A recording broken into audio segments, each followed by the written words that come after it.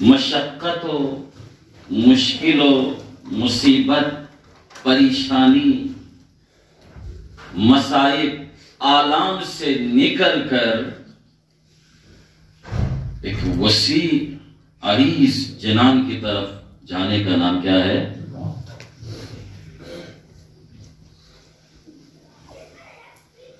ابوذر سے پوچھا گیا، ابوذر ہم موت سے ڈرتے ہیں، کیوں؟ جبکہ ہم نے سنا ہے، معصوم فرماتے ہیں قرآن کی نظر میں ہمیں پتا ہے کہ سب نے جانا ہے اور موت کے بعد اور جو عالم ہے وہ اس عالم جس میں ہم ہیں اس سے بہت بڑا ہے، لیکن پھر بھی ہم موت سے ڈرتے ہیں۔ تو ابوذر نے کیا کہا؟ خربتم الدنیا، عمرتم الدنیا وخربتم الآخرہ، تم نے دنیا کو آباد کیا ہے، آخرت کو برباد کر دیا۔ اب کوئی بھی نہیں چاہتا ایک آباد جگہ سے غیر آباد کی جگہ کی طرف منتقل ہو جائے، کوئی بھی نہیں چاہتا۔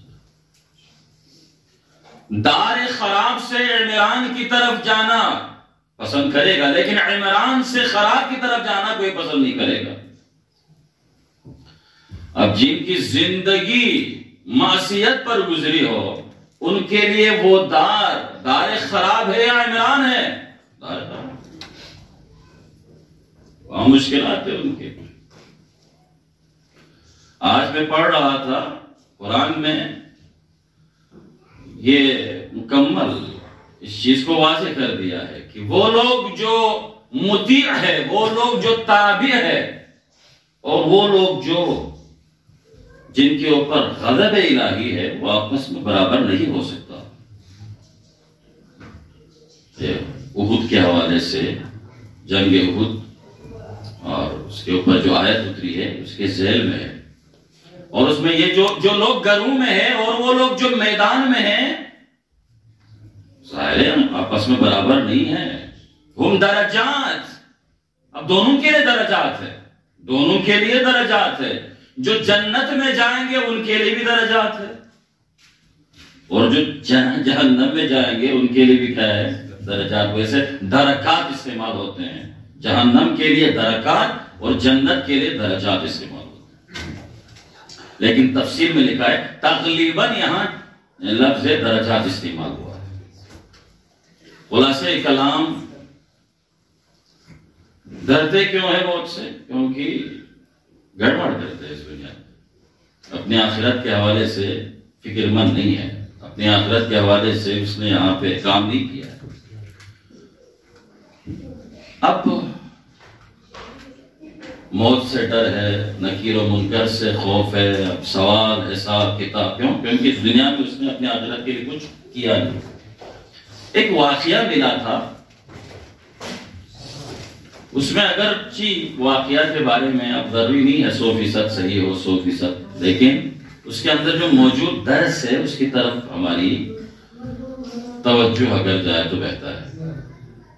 ایک قریہ ایسا تھا جس میں ان کا ایک سسٹم تھا، وہ یہی کہ 5 سال کے اندر 5 سال کے لیے وہاں پہ بادشاہ منتخب ہوتا، اور بادشاہ کا جو انتخاب ہے اس میں یہ ہوتا تھا ایک خاص راستہ تھا، اس راستے سے کوئی بھی آتا ہے، ایک خاص تاریخ، اس تاریخ میں اگر کوئی بھی اس راستے سے آتا ہے تو اس کو بادشاہ بنا دیتا تھا، اور 5 سال کے بعد لے جا کر کے کسی جزیرے میں ڈال دیتا تھا اس کو، جزیرے میں۔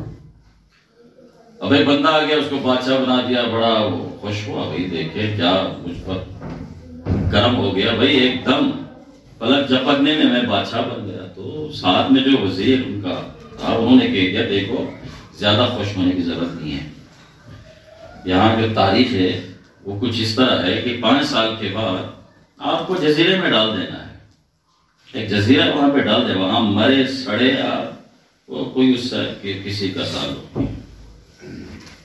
تو اس نے کہا 5 سال تو میں بادشاہ ہوں، ہاں 5 سال آپ بادشاہ، 5 سال میں آپ بادشاہ ہے، آپ کا حکم سب پر واجب ہے۔ اچھا 5 سال میں جو کچھ بھی کروں میں کر سکوں؟ ہاں کر سکوں۔ اس نے کیا کیا؟ 5 سال میں اس نے اس جزیرے کو اس نے جنت بنا دیا، جس جزیرے پہ اسے ڈال دینا تھا اس جزیرے کو اس نے کیا بنا دیا؟ جنت بنا دیا. یعنی یہاں کی جو چیزیں تھی وہاں منتقل کر دی اس نے.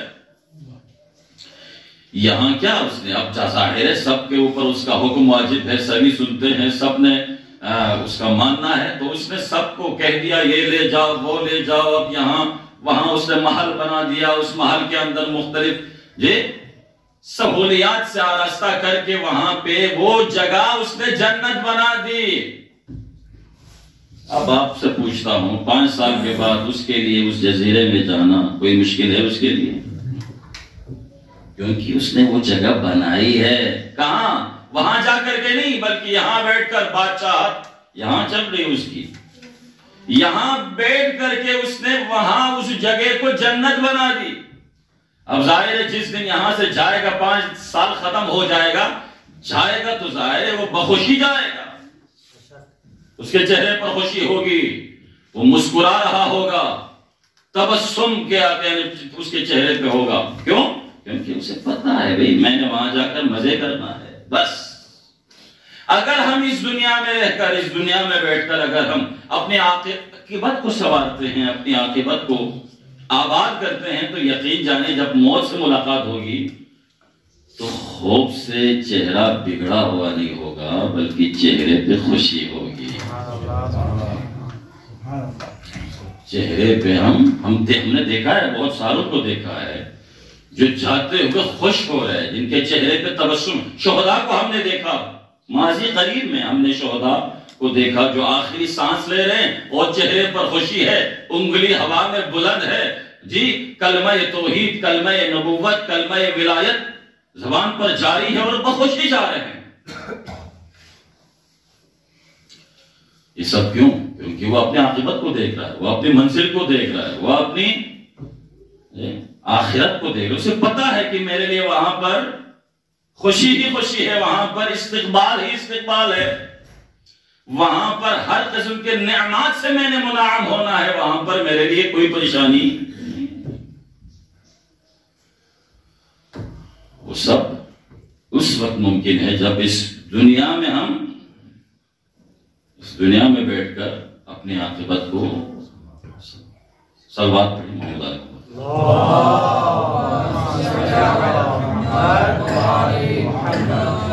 عقل مند اور ہوشیار انسان وہی ہے جو فائدے کا کام کرے, جو اپنے لیے سوچے کہ میرے لیے فائدہ کیا ہے. یہ دنیا میں 2 سے 3 دن کے لیے ہم نے پتہ نہیں اس دنیا میں ہم کیا سے کیا کرتے ہیں, اپنے لیے کیا سے کیا ہم جمع کرتے ہیں. لیکن اگر اپنی سوچ ذرا اپنی آخرت کی طرف رکھیں اور عاقبت کی طرف رکھیں اور اس کے لیے اگر ہم کوشش کریں تو پھر کسی قسم کی پریشانی نہیں ہوگی. ایک عالم کے بارے میں ملتا ہے, میں نے پڑھا, وہ لوگوں میں بیٹھے ہوئے اور چہرے پر خوشی ہے, کوئی بیماری نہیں ہے, کوئی مسئلہ نہیں ہے, کوئی مسائل نہیں ہے, آرام سے وہ لوگوں گفتگو شنی, اور اسی میں اس نے کہہ دیا میں نے جانا ہے. علی ان اموت فی هذه الليلہ, اس نے کہہ دیا علی ان اموت فی هذه الليلہ. لوگوں نے سوچا شاید مذاق کر رہے کرنا, یہ ابھی تو ٹھیک ٹھاک بلا چل آرام سے بیٹھے ہوئے, اچھی باتیں ہو رہی ہے, کوئی بیماری نہیں ہے, نہ بی پی کا مسئلہ ہے, نہ شوگر کا ہے, نہ کوئی کولیسٹرول کا ہے, کچھ بھی نہیں ہے. اور جب اللہ نے فرما دیا علی ان اموت فی هذه, چلے گئے. اور رات میں پانی کے بارے میں ملتا ہے کہ پانی پیا, اور پانی کے بعد انہوں نے کہا کہ میں اس سے دنیا سے جا, اور چلے بابا جی چلے. اور اس کے بعد انہوں نے کہا تھا کہ میرے اوپر کسی نے فریاد نہیں کرنا ہے. ایسے لوگ ہوتے ہیں جو بالکل دیکھتے ہیں اپنے منزل کو, اپنی جو ہے سب کچھ دیکھ رہا ہوتا ہے, اور کسی قسم کی کوئی پریشانی ان کے لیے نہیں. اور یہی وجہ ہے ہم شہدائے کربلا میں اگر ہم دیکھیں علی اکبر کا وہ جملہ, کیا فرق ہے ہم جا کر موت پر پڑے یا موت آ کر ہم پر پڑے, کیا فرق ہے. امیر کائنات کا بھی یہی جملہ. اور امام حسین نے کیا فرمایا تھا, جو کہ سرنامے جس حدیث کو سرنامے کلام قرار دیا, خط الموت علی ولد آدم مخط القلادم. موت ابن آدم کے لیے اس زیور کے مانند ہے جس کو جوان عورت، جوان لڑکیاں، یہاں پہ فتح ہے، جوان لڑکیاں اپنے گلے میں ڈالتی ہیں اور اپنے لیے زینت سمجھتی ہیں۔ اللہ اکبر، اس زینت کی مانند ہے موت۔ ہم کیا سمجھ بیٹھے میں نے موت کو، جبکہ امام نے فرمایا اس زیور کی مانند ہے جو جوان لڑکیاں اپنے گلے میں پہننے کے بعد اپنے لیے باعث زینت سمجھتی ہے۔ اور شہزادہ قاسم نے تو وہ لذت بتا دی جو موت کے اندر ہے۔ اللہ اکبر، احلا من العسل۔ کیا فرمایا کہ میں موت کو شہد سے بھی زیادہ جو ہے شیریں سمجھتا ہوں۔ اللہ اکبر، اگر حقیقت میں دیکھیں تو موت کے اندر جو شیرینی، جو لذت ہے، اس لذت کا بتایا شہزادہ قاسم، اس لذت کا بتایا۔ پرواہ نہیں ہے، پھر موت سے ڈر نہیں ہے، موت سے خوف نہیں۔ برے جو کہ کربلا میں اس کے بارے میں ملتا ہے کہ ان کے چہرے پر آخری اوقات میں جنگ ہو رہی ہے اور تیز جنگ چل رہی ہے، اور ایسے میں ان کے چہرے پر تبسم دیکھا تو ساتھ میں جو تھے انہوں نے کہا برید یہ بھی کوئی